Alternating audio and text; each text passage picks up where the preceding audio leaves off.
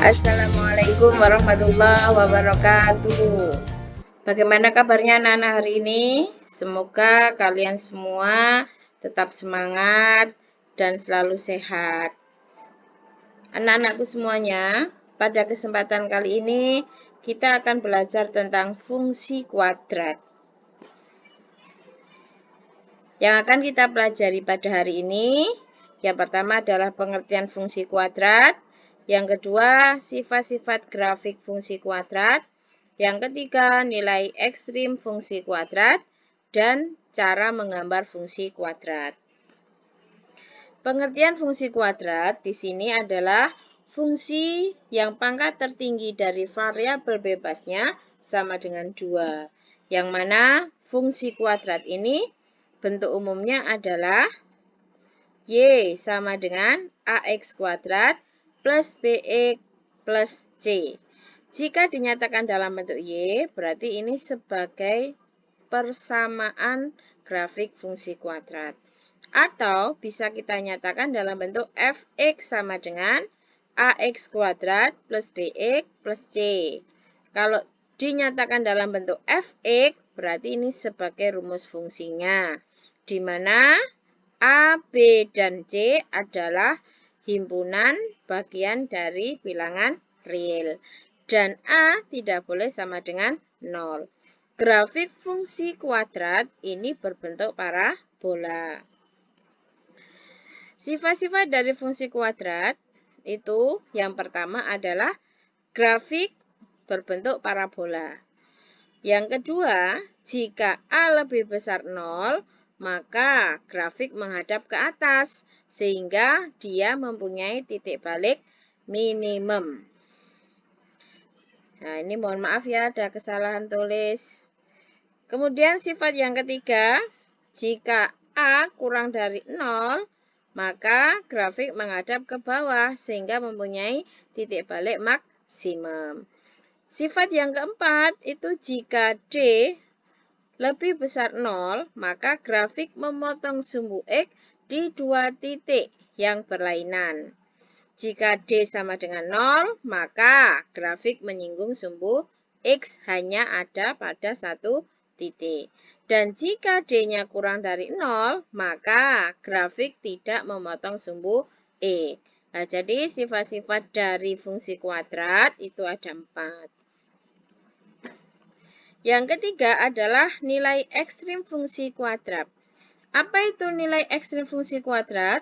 Adalah nilai terbesar atau maksimum atau nilai terkecil minimum yang dicapai oleh suatu fungsi. Nah, jika A-nya lebih besar 0, berarti akan dicapai nilai ekstrim minimum. Sedangkan jika A kurang dari 0, maka akan dicapai nilai ekstrim maksimum. Koordinat titik ekstrim itu dinyatakan yaitu min B per 2A, min D per 4A.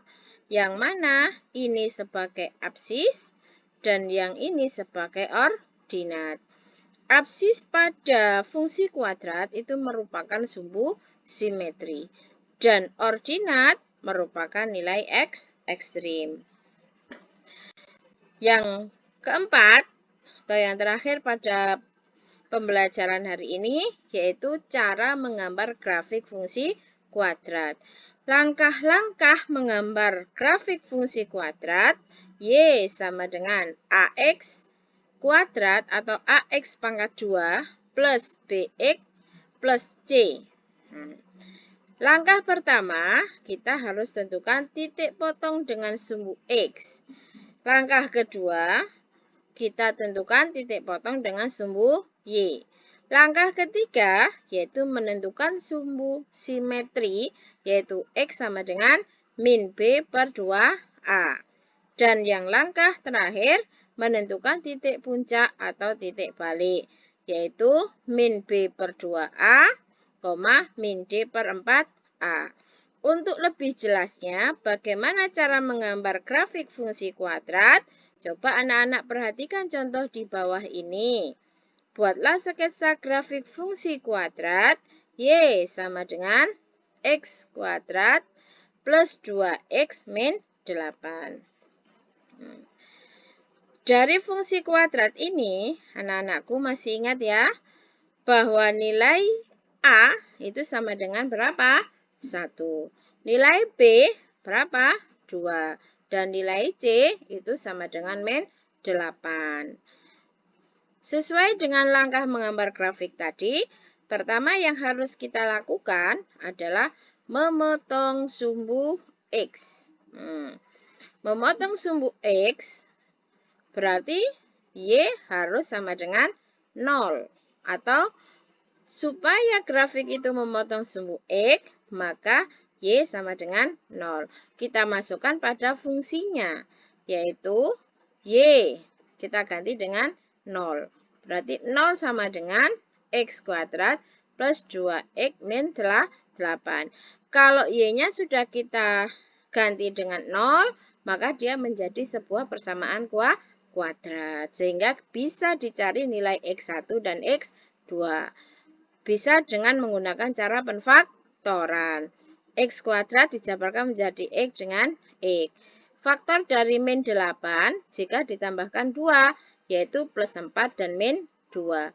Sehingga didapat X1-nya sama dengan min 4 atau X2-nya sama dengan 2. Sehingga titik potong dengan sumbu X ada di 2 titik, yaitu min 4,0 dan di titik 2,0. Perlu anak-anak ingat, untuk menentukan titik, ini berarti selalu dimulai dari X, Y. Nah, X1-nya min 4, Y-nya berapa? 0. Langkah kedua, yaitu memotong sumbu Y. Supaya grafik itu memotong sumbu Y, maka X harus sama dengan 0. Kita masukkan ke persamaannya atau ke fungsi kuadratnya, yaitu Y sama dengan setiap ketemu variabel X, berarti kita ganti dengan 0.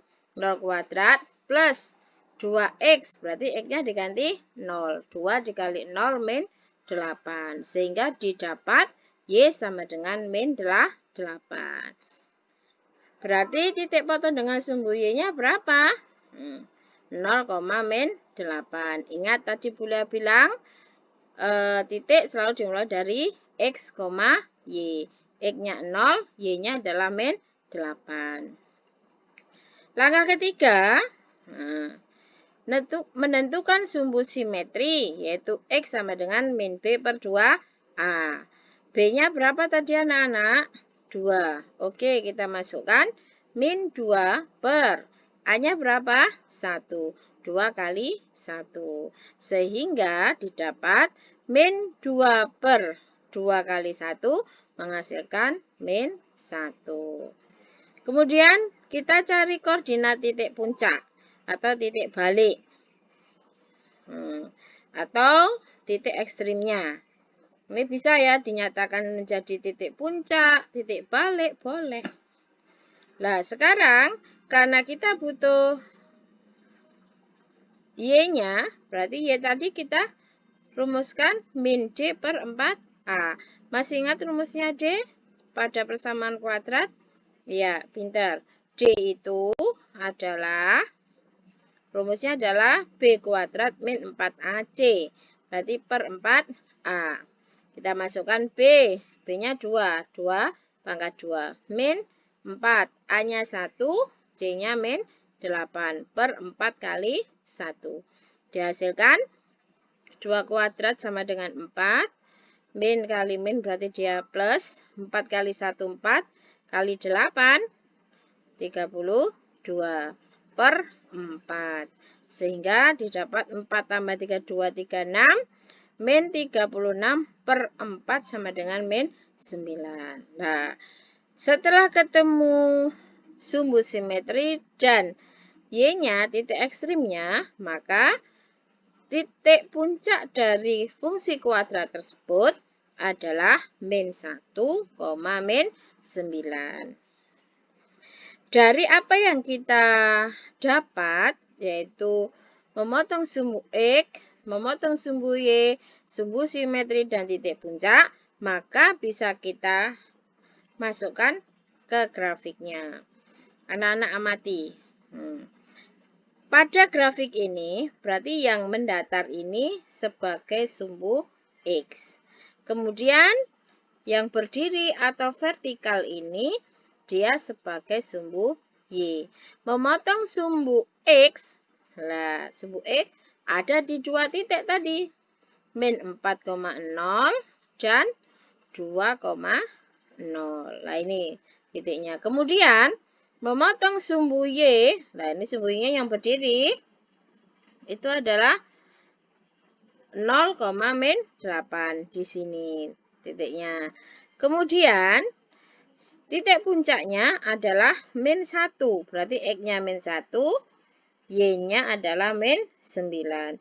Dari 4 titik tadi, 1, 2, 3, 4, maka bisa kita sambungkan sehingga dia membentuk sebuah grafik fungsi kuadrat. Yang mana grafik ini berbentuk seperti parabola.